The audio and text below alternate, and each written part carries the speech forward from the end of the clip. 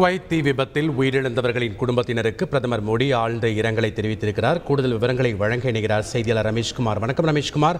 பிரதமர் மோடியினுடைய இரங்கல் செய்தியில் என்னென்ன விஷயங்கள் குறிப்பிடப்பட்டிருக்கு, முழு விவரங்கள்?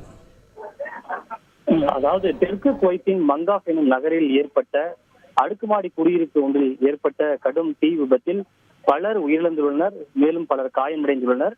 இதில் உயிரிழந்தவர்களில் 40க்கும் மேற்பட்டவர்கள் இந்தியர்கள் என்கிற தகவல் வெளியாகி இருக்கின்றது.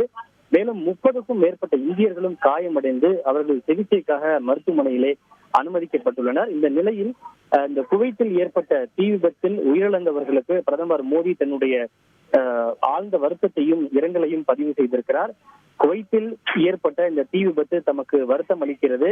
இந்த தீ விபத்தில் தங்களது நேசத்திற்கு உரியவர்களை இழந்தவர்களுக்கு என்னுடைய ஆழ்ந்த இரங்கலை தெரிவித்துக் கொள்கிறேன். மேலும் காயமடைந்தவர்கள் விரைந்து குணமடைய பிரார்த்திப்பதாகவும் பிரதமர் மோடி குறிப்பிட்டுள்ளார். குவைத்தில் உள்ள நமது இந்திய தூதரகம் நிலைமையை உன்னிப்பாக கண்காணித்து வருகின்றது. மேலும் பாதிக்கப்பட்டவர்களுக்கு உதவுவதற்காக அங்கிருக்கக்கூடிய அதிகாரிகளோடு இணைந்து இந்திய தூதரகம் பணியாற்றி வருவதாகவும் பிரதமர் மோடி குறிப்பிட்டுள்ளார்.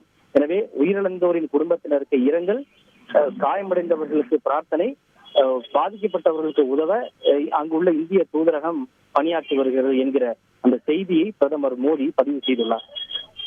நன்றி ரமேஷ்குமார், உங்களுடைய தகவல்களுக்கு. செய்திகளை உடனுக்குடன் தெரிந்து கொள்ள உடனே சப்ஸ்கிரைப் பண்ணுங்க.